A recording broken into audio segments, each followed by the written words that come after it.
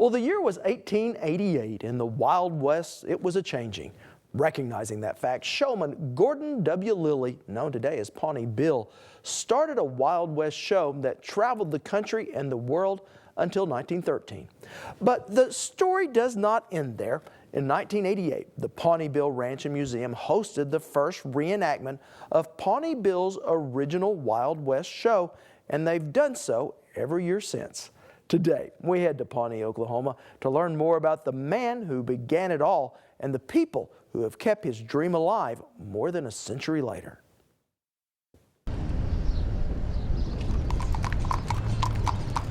About 1:30, we're supposed to gather on the east side of the courthouse lawn. We're waiting on the local authorities to change the traffic for a while. And then once Pawnee Bill fires his pistol, that means we're off.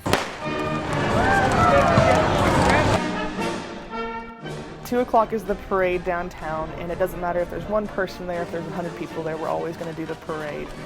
Because it was extremely important to Pawnee Bill. He would arrive in train stations and towns, and they had no clue where their arena was going to be, so they would parade through town and get the crowd to follow behind them, and they'd end up there at the show, pay to go see the show. And so that was extremely important to him as a historical aspect.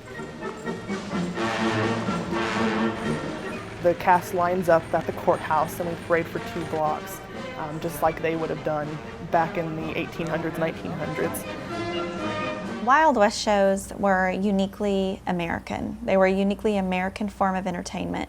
They evolved in response to the public's desire to see the West before it disappeared. It was a great time of change in the American West. Railroads were being built, Native Americans were being removed from their homelands to reservations. It was after the close of the American West, but it was before movies. It was before radio. It was before mass communication. It was at a time when a lot of rural Americans, and most people still lived in rural communities, got their entertainment from traveling shows. It was the national entertainment, and people would save their money to go to one of these shows to see something that they'd never ever were able to see any other place.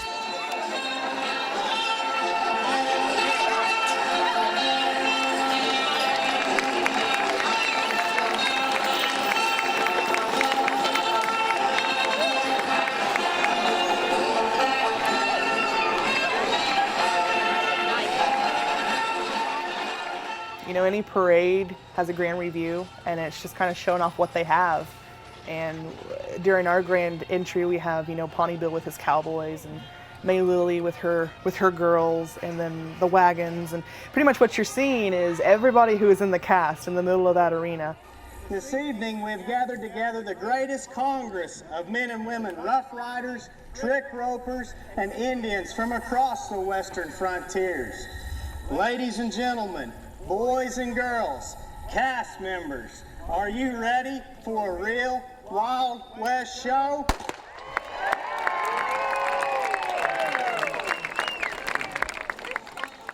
In 1883, the legendary frontiersman Buffalo Bill Cody produced and starred in the very first Wild West show, and he called it Buffalo Bill's Wild West.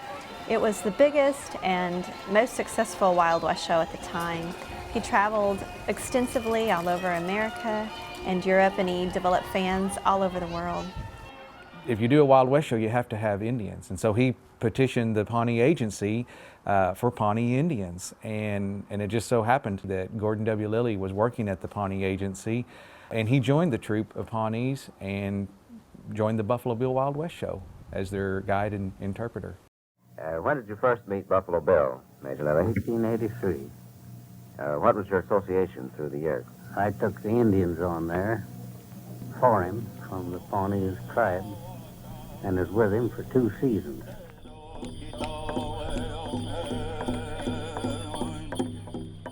I knew a man that had passed away maybe about 5 or 6 years ago. His name was Kenneth Goodeagle, and he was actually with the Pawnee Bill's Wild West show. He was a younger kid then, but he took care of a lot of the horses up there.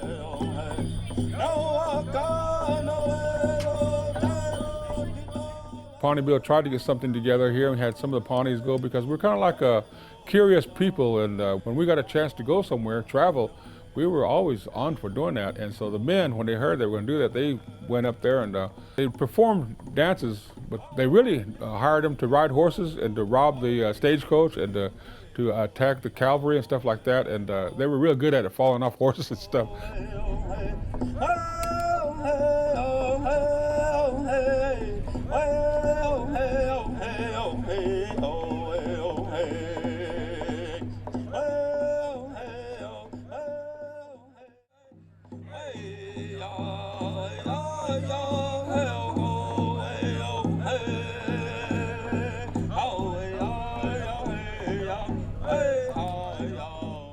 And they also had some Indians that ran in there. They just ran on foot, attacking them too. Until that one day they said, "Well, you run out there and you're supposed to get shot and fall down." Yeah, okay, you know. And about 7 of these Indian guys ran up that way and they had one shot fired and they all fell down.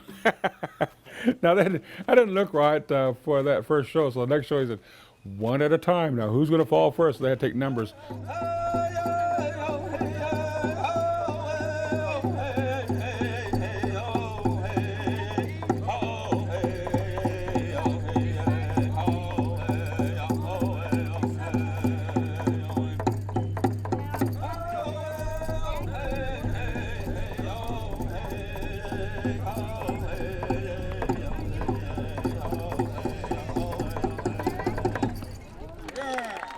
The Indians are still alive and they're still teaching their kids how to dance.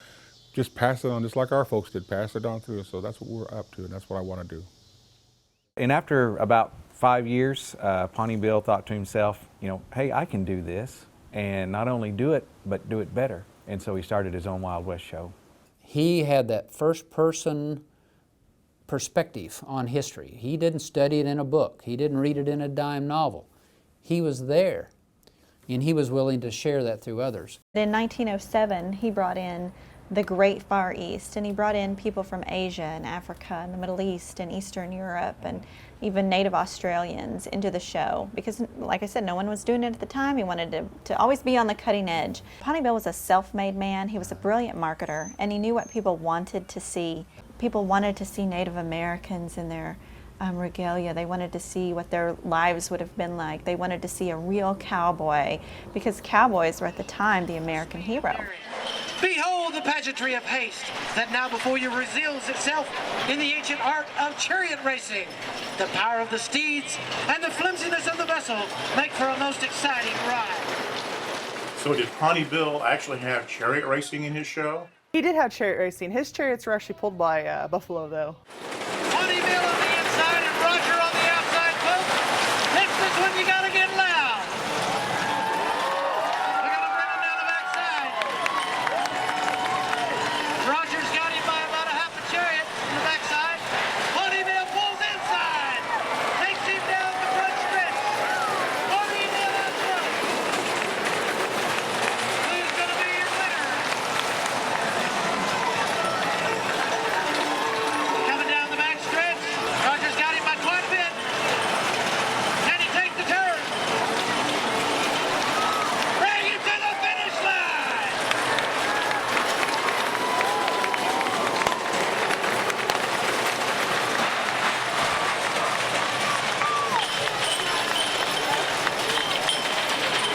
I believe Pawnee Bill was the winner. What do you need to know in order to be a good chariot driver? Don't fall off and have good balance. Who are you racing against in the show? Pawnee Bill.